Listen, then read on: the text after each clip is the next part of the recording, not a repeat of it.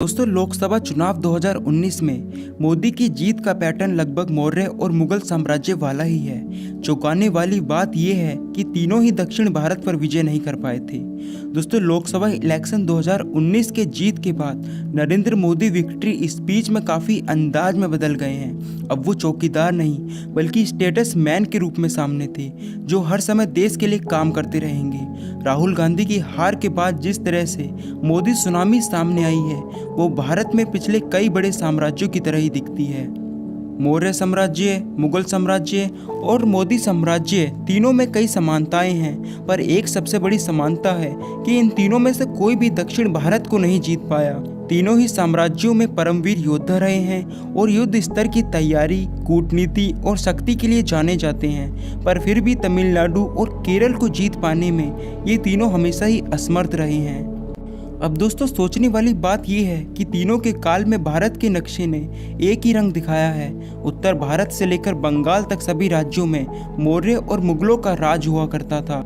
जिस तरह मोदी ने एक एक कर सभी राज्यों में रैली की, चुनाव प्रचार किया और यहाँ तक कि अपने दुश्मनों पर वार भी किया, वो बेहद निर्णायक रहा था उनकी 2019 लोकसभा की जीत में। दोस्तों, जैसे चंद्रगुप्त मौर्य और चाणक्य प्रसिद्ध हैं, अकबर और बीरबल प्रसिद्ध हैं, ऐसे ही मोदी और शाह की जोड़ी भी प्रसिद्ध है, पर तीनों के साथ दक्षिण को जीतने की समस्या रही है।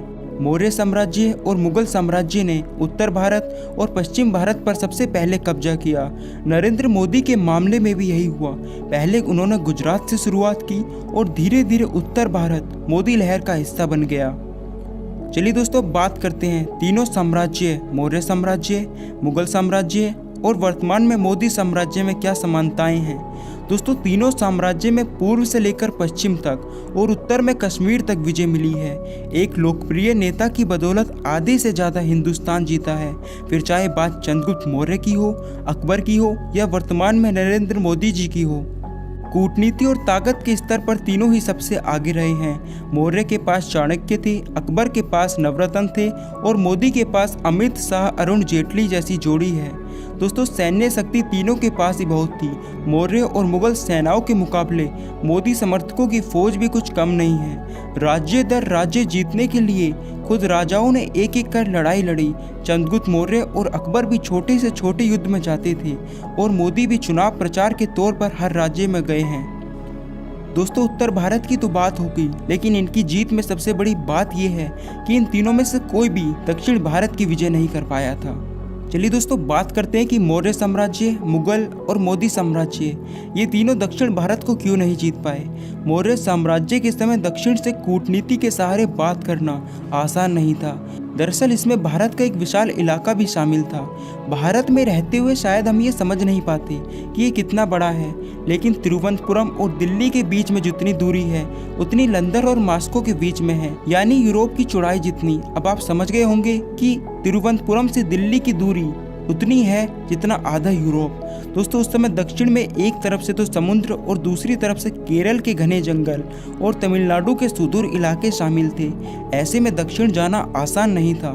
साथ ही दक्षिण राजाओं के साथ कूटनीतिक संबंध भी थे। वहाँ कम लोग थे, इलाका भेजना मुश्किल था और भाषा की समस्या भी थी। दोस्तों, अगर बात करें मुगल साम्राज्य की, तो मुगल साम्राज्य में अकबर ने जब उत्तर भारत को जीता, उसके बाद उन सीमाओं की रक्षा करने में ही काफ़ी समय और खर्च लगता था। सीमाओं को औरंगजेब ने भी बढ़ाया जब वो डेक्कन के पठार को जीत गया था, लेकिन औरंगजेब के आने तक मुगल सल्तनत का खजाना खत्म हो गया। यही नहीं, तब भी दक्षिण में अपने राजा को ही महत्व दिया जाता था। दोस्तों, दक्षिण में हमेशा रीजनल राजनीति स्थापित रही है और एक कारण ये भी है कि वहाँ के लोगों को जीतना इतना आसान नहीं है। युद्ध करने के लिए भी यहाँ की भौगोलिक स्थिति सही नहीं थी। यहाँ भी दक्षिण के साथ कूटनीति के रास्ते स्थापित किए गए हैं। औरंगजेब की मृत्यु के बाद सबसे पहले हैदराबाद के निजाम पीछे हटे थे और तब भी दक्षिण अभेद्य ही रह गया, पर तमिलनाडु और केरल पर मुगल राज्य कभी स्थापित नहीं हो पाया था। दोस्तों, लोकसभा इलेक्शन 2019 में नरेंद्र मोदी के साथ भी यही हुआ। मोदी भी दक्षिण को जीत पाने में नाकाम रहे हैं। केरल में सबरीमला का मामला पीछे रह गया और मोदी का हिंदुत्व भी जीतने में नाकाम रहा। दोस्तों, मौर्य और मुगल साम्राज्य की तरह दक्षिण में 2019 में उत्तर भारत के मुकाबले कई असमानताएं हैं। सबसे पहले तो यहाँ हिंदुत्व का उतना बड़ा मुद्दा नहीं है। दूसरा, यहाँ स्थानीय पार्टियों का दबदबा बहुत ही ज़्यादा है। मोदी और शाह की जोड़ी के लिए अभी भी दक्षिण भेजना आसान साबित नहीं हुआ है, खास तौर पर केरल और तमिलनाडु, जो इतिहास बताता है कि सदियों से ही अभेद्य ही रहे हैं। दोस्तों, कुल मिलाकर समानताओं की गिनती तो बहुत है और इतिहास बताता है कि इतनी बड़ी विजय के बाद भारत में किसी न किसी स्तर पर विकास ही हुआ है, चाहे वो मौर्य काल हो, मुगल काल हो या फिर मोदी वो लोकप्रिय राजाओं में गिने गए हैं। दोस्तों, अब मोदी से भी यही उम्मीद है कि वो मौर्य और मुगल साम्राज्य की तरह अपना साम्राज्य बढ़ाए और विकास की गति को और तीव्र करे। उम्मीद है ये वीडियो आपको पसंद आई होगी और इन्फॉर्मेटिव लगी होगी। इसी तरह की वीडियो को जानने के लिए हमारे चैनल से जुड़े रहें। मिलते एक नई वीडियो में, तब तक धन्यवाद। जय हिंद, जय भारत।